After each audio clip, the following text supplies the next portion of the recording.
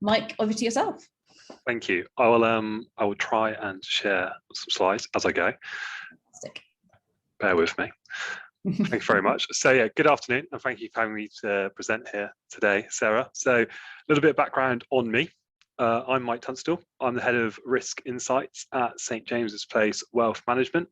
So appreciate had a little bit of intro there. For those of you who aren't aware of St. James's Place, we are a FTSE 100 wealth management business, and we specialize in face-to-face advice delivered through our dedicated distribution network of about 4,500 qualified financial advisors. It's collectively known as the St. James's Place Partnership. We're a global business with offices in the UK, Ireland, Hong Kong, China, and Singapore. So, bear with me. There we are. There's a little bit of delay on my slide deck. So just to sort of tee us up, I just want to cover a little bit of what risk management is at SJP. So we recognize as a business, you have to take risks to achieve your objectives. And therefore, in risk management, we aim to support the business by taking the right risks while managing the potential threats. One of the ways that we look to do this is through our technology proposition, which is over the next sort of 5 to 10 minutes what I'm going to talk about. And the experience that we've had in this. So the easiest way to do this is for me to take you through a bit of the journey that we've come on here. So I'm going to give you the scenario and the solution. So our journey to embedding our risk management framework into the management risk-based decision making. The background, so I'm going to go back 5 years. Now, 5 years ago, our risk management framework and documentation was decentralized. Management had a process, but it was hard to see the overall picture. They tended to manage their risk register on spreadsheets. The documentation was in Word, etc., etc. So like many others, we went out and we bought a piece of risk management software. And we created a centralized risk and control library. It took around 6 months to do that. And we embedded it and we implemented it and we put it into the business. So after about 6 to 12 months, we started to go out to the business. We started to have a look at how well our new software was working. We went out, we looked at the login details, we looked at the update details, and realized that no one was using this shiny new software we spent tens of thousands of pounds on, which isn't ideal. So we started to ask ourselves why, and then we went out to the business and said, right, why aren't you sort of using this? What's the issue? They told us that they'd done the training, they'd read through the documentation, but they just couldn't work out how to use the software. They couldn't work out how it linked in with our risk management process, our risk framework. It was clunky, it was complex, there were too many clicks. The spreadsheets they were using before was much easier, even though we couldn't actually monitor that very well. It wasn't sort of the best sort of outcome in the world for our newly implemented system. So we had some software that in theory would operationalize our framework into decision making. However, it wasn't happening. We had to have a look at this again. So we had two options. We could either double down, do more training, or we could go another way. The problem with the double down approach is that the business users were already sort of against the software. It's a bit like when you download an app from the App Store, the first few times you use it, the most important. If it's hard to log in, if you can't navigate it, you tend to just delete the app or put it to the back of your phone and never use it again. So we decided that actually that wasn't the way to go. What we wanted to do is we wanted to come up with our own solution. We wanted to try and innovate through risk management. We wanted to leverage our internal tools that we had available to build a business-driven, fully embedded, user-friendly, interactive risk management platform that would allow us to operationalize our risk framework into our decision-making. Most importantly, because we'd already spent quite a lot of money on the software we'd already bought, we wanted to have no material costs to the business. It left us with quite a sort of predicament of how on earth do we do this.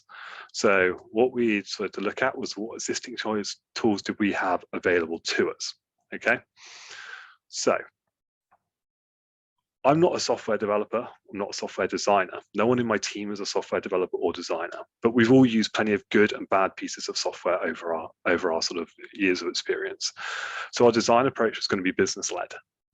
We asked around the business, what would good mean to people, to our users? And this is what we were told. It needs to be easy to use with very little training or experience. We must be able to aggregate the data and drill down on the interesting parts. We must be able to see all the risks, see all the controls, understand whether they're effective or not. have a record of how we manage risks. We must be able to maintain oversight of all of our risks. And we need to have the assurance that what we've got in there is right. Not the easiest task, but what I'm going to talk you through now is probably the more interesting and the innovation bit of what we've used, is how we've used technology available to us to build something in-house that's bespoke to what we needed. So we had a brief, but we need to make this a reality. So as I said, we're risk and assurance professionals. We've got limited experience in coding. We've got no experience in building software, but we've heard of citizen app development. So that's low code or no code solutions where we can build our own apps and our own software to sort of deliver things to the business. Most importantly, we were told that you could do this through Office 365, which is provided by Microsoft. Right, so most of us have used Microsoft Office for a long time. Some of us as long as been using computers, albeit we largely use Outlook, Word, and Excel.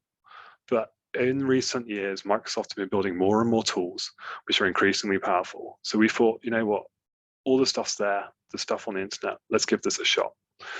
So let's just stop to have a look at the tools that we have available, that we can, rather than use an off-the-shelf software, we can actually build something in-house that is bespoke to us and delivers our risk framework and our needs to our business users. So there's we took 4 steps to it. Step 1, we need somewhere to store our data, because we're losing our off-the-shelf software. It has its own database, a risk and control library. So we need someone to store this. First thing out of the box is SharePoint. SharePoint, some of you may use it for intranet pages, document storage. Maybe you've used lists, which is Microsoft's word for effectively databases. It's really clunky, or can be quite clunky to use for a user. So we have a database, but for our risk and control library, but we don't have the interface that we need. So step 1, data storage, done. Step 2, how can we make a simple user interface for a good user experience? Power Apps. So Power Apps is a low-code solution to building business apps that can read and write data to a variety of sources, including Excel and SharePoint, which is what we've been using already to hold our data. It's secured through your Office 365 logon. So, that is our solution. It can easily be self-taught, thankfully, because as I say, none of us as software developers or coders, we don't have that experience. So looking now to step 3, we need to find some automation. So a lot of the stuff that we were doing originally in risk management and the way that we did risk management was a lot of admin. So Power Automate, it allows for automation of repetitive tasks. So what we're looking here is how can we keep engagement up? We can prompt business users to review their risk if they haven't logged in for a while, for example, if they need to upload their risk data, their KRI data. If their KRI is red and they haven't provided commentary, we can build sort of logic in there to prompt people as they need to. So that's our automation. And step 4 is some insights. So the last point of here, right, out of all this is available for our Office 365 license is Power BI, business intelligence. Now with Power BI, we can aggregate our data, we can build interactive dashboards, and nowadays we have machine learning built into Power BI.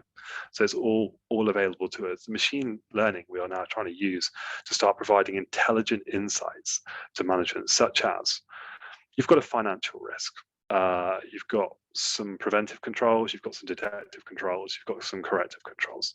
You've told us that the likelihood is unlikely. However, when we put this into our tool, other people around the business who are rating similar risks are saying that it's actually a higher likelihood than you're saying. And therefore we can challenge people and say, look, this is what the data is telling us. We've got better insights than we've ever had before. So what we've effectively done is we've taken our previous approach, which was disjointed, where our risk framework was too abstract and the decision makers needed lots and lots of action-oriented guidance. And we have brought it all together into one fully integrated risk information platform. So we take the risk and control registers that management have been managing locally and integrate them with our risk appetite, our risk metrics, to give the users all of their risk tools in one place, a one-stop shop. It's more consistent, it's more collaborative, and there is more control. So what this looks like is like this. Okay, so this is what I'm sort of showing you. So what we've got is on the left hand side of the slide, we've got our risk framework, all our risk documentation. What we've got on the right hand side is how we've operationalized this. So now we've got a easy to use interface where people can go in, they can update their risk profiles, they can conduct their risk and control self-assessments, and they can view all of their key risk metrics, and they can get all of the reporting they need in one place to inform their decisions. So conscious of time here, I'm nearly up to my 10 minutes, but what I just wanted to actually just sort of say, I've talked through the process that we've gone through. I appreciate that sounds great in theory, a bespoke risk management tool built around our business, tailored and updatable to our needs, but surely there must be blockers to doing this, right? Surely it's costly in terms of time and it needs experience. We embarked on this journey having absolutely no experience of software development, never built a Power App before. We've used tools in our existing license. We worked out it took no more than 100 hours from concept to launch over a 6-month period. And it only takes 2, 3, 4 hours a month to maintain. And when I say maintain, what we're doing is we're using our existing stuff and we're building new functionalities. We have risk appetite statements.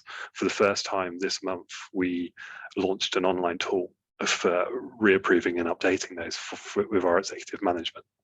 It took 3 hours to build using the stuff that we already had there.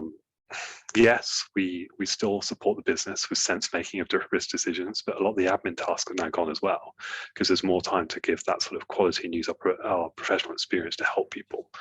So within 12 months of inception, we rolled out tools to the business, and the payback was almost immediate. We're seeing greater sort of first-line ownership of risk management.